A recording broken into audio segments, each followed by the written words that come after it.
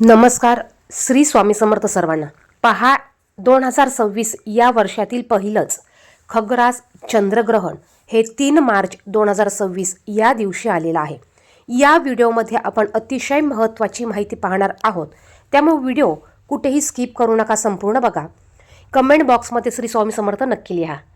चंद्रग्रहण कधी असणार आहे, वेद कधी पाळायचे, त्याचप्रमाणे होळी किती तारखेला साजरी करायची आहे, त्याचप्रमाणे वेद काळाचा टायमिंग काय असणार आहे, ग्रहणाचं शुभ काळ कोणता असणार आहे, गर्भवती महिलांनी कोणते नियम पाळायचे, कोणते नियम पाळायचे नाही, कारण हे ग्रहण आपल्याला भारतात दिसणार असल्यामुळे आपल्याला गर्भवती महिलांनी अवश्य हे काही नियम पाळायचे आहेत. त्याचप्रमाणे आपल्याला होळी कधी साजरी करायची अशी संपूर्ण माहिती आपण या व्हिडिओमध्ये पाहणार आहोत, त्यामुळे व्हिडिओ संपूर्ण शेवटपर्यंत बघा. ग्रहण जर का आपल्या भारतात दिसणार असेल, आपल्या देशात दिसत असेल, तर याचे नियम पाळले जातात. आता हे नियम गर्भवती महिलांनी कोणते पाळायचे, आजारी व्यक्तींनी कोणते पाळायचे, सदृढ व्यक्तींनी कोणते पाळायचे, याविषयीची माहिती पाहणार आहोत. बघा, आता बरेच जण हे नियम पाळत नाही, तर जे नियम पाळत असतील त्यांनी अवश्य हे नियम पाळावे, आणि ज्यांना या गोष्टी पटत नाही त्यांनी हे नियम नाही पाळले तरी चालतील. कारण बघा, पूर्वीपासून हे नियम आपण पाळत आलेलो आहोत आणि गर्भवती महिला देखील हे नियम पाळत आलेले आहे. नियम आपल्याला थोड्या वेळासाठी पाळायचे असतात आणि ते आपल्या शरीरासाठी चांगले असतात. दुसरं म्हणजे 2 मार्चला पौर्णिमा तिथी ही दुपारी चालू होत आहे आणि 3 मार्चला दुपारी ही पौर्णिमा तिथी संपत आहे.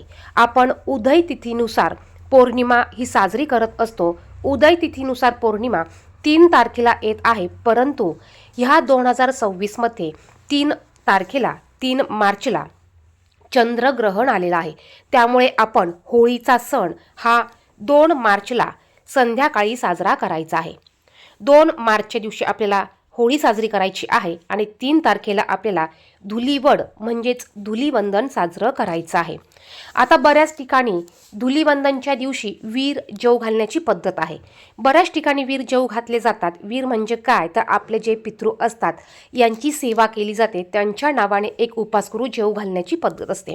तुमच्याकडे ही पद्धत असेल तर बऱ्याच जणांना प्रश्न पडेल की बाबा ह्या दिवशी चंद्रग्रहण आहे, मग वीर कसा जेव घालावा. तर बघा, तुम्ही सकाळी जेवढ्या लवकर होईल तेवढ्या लवकर तुम्ही स्वयंपाक करून वीर जेवू घालू शकतात.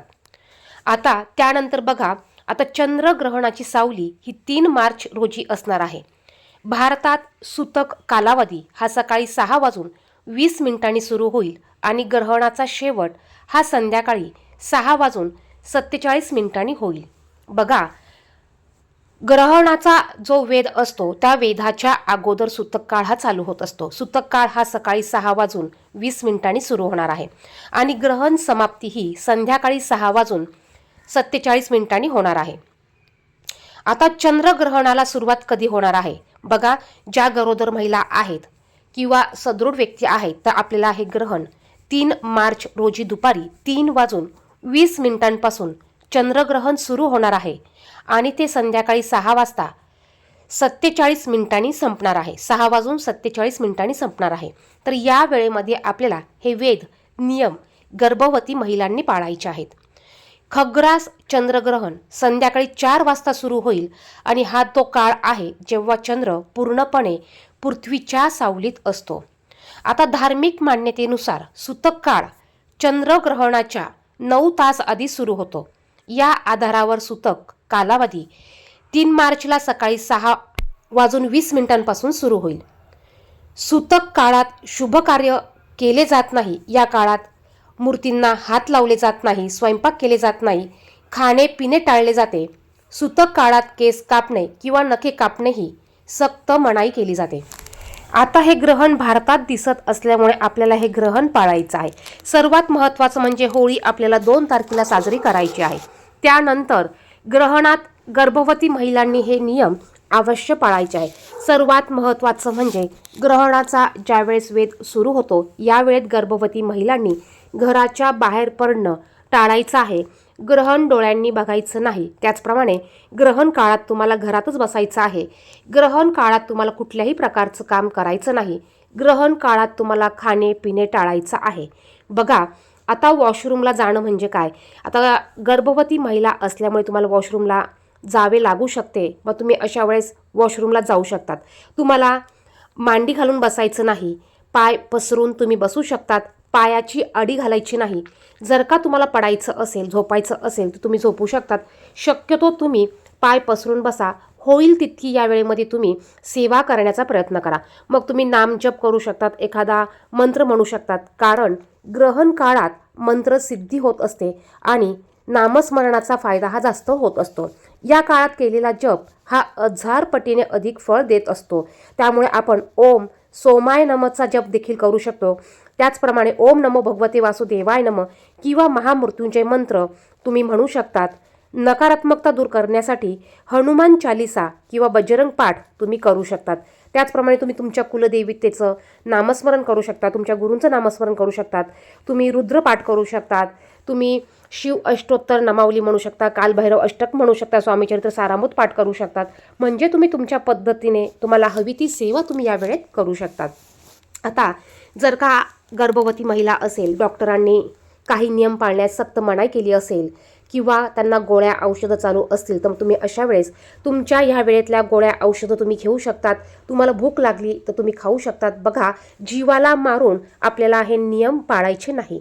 गर्भवती महिला असतील, आजारी व्यक्ती असतील, लहान मुलं असतील, यांना जीवाला मारून हे नियम पाळायला सांगू नका. तुम्हाला पाणी प्यायचं असेल, तहान लागली असेल तर तुम्ही अवश्य पाणी प्या. वॉशरूमला जायचं असेल तर तुम्ही ते दाबून ठेवू नका, कारण यातून तुम्हालाच जास्तीचा त्रास होऊ शकतो. त्यामुळे तुम्ही वॉशरूमला जा. तुमच्या गोळ्या औषधं ह्या वेळेत घ्यायच्या असतील तर ते देखील तुम्ही घेऊ शकतात. आता एखादी गर्भवती महिला असेल, बेडरेस्ट सांगितलेला असेल किंवा खूप त्रास होत असेल, तर मग अशा वेळेस तुम्ही झोपू शकतात.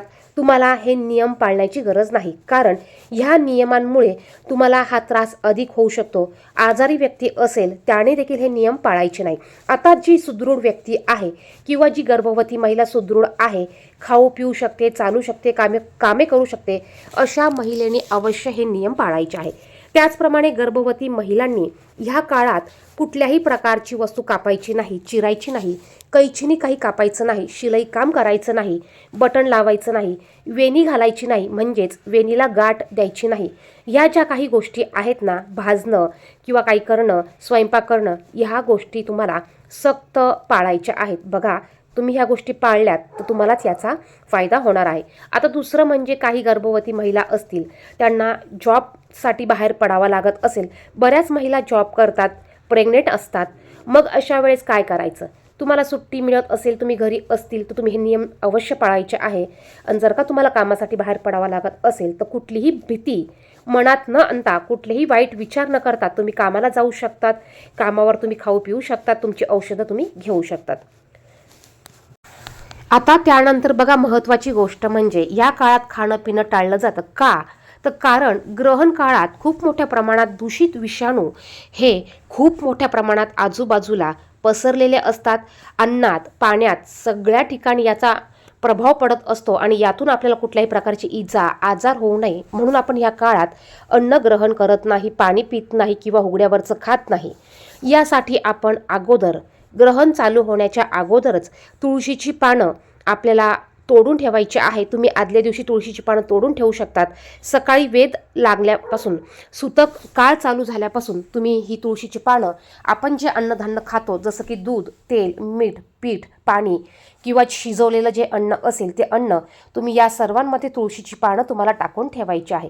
त्याचप्रमाणे तुम्हाला दुपारी ग्रहण ज्या काळात लागणार आहे त्या काळाच्या अगोदर तुम्हाला जेवण करून घ्यायचं आहे. बघा, ग्रहण हे दुपारी लागणार आहे आणि दुपारी तुम्हाला जेवण हे करून घ्यायचं आहे.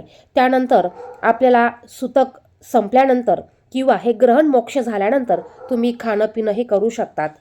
आता ह्या काळात जास्तीत जास्त तुम्हाला सेवा करायची आहे. मंत्रजप, इतर गोष्टी, स्तोत्रमंत्र पाठ तुम्ही करू शकतात. तर हे छोटे छोटे नियम आहेत. हे नियम अवश्य पाळायचे आहे. ज्यांना पाळणं शक्य असेल त्यांनी पाळा. आजारी व्यक्ती असेल, गर्भवती महिला असतील, ज्यांना खूप त्रास होत आहे, त्यांनी हे नियम नाही पाळले तरी चालतील. व्हिडिओ आवडला असेल तर लाईक करा. कमेंट बॉक्समध्ये श्री स्वामी समर्थ लिहा. बघा, व्हिडिओ मोठा झालेला आहे कारण ह्या व्हिडिओमध्ये संपूर्ण माहिती देण्याचा प्रयत्न मी तुम्हाला केलेला आहे. धन्यवाद. श्री स्वामी समर्थ.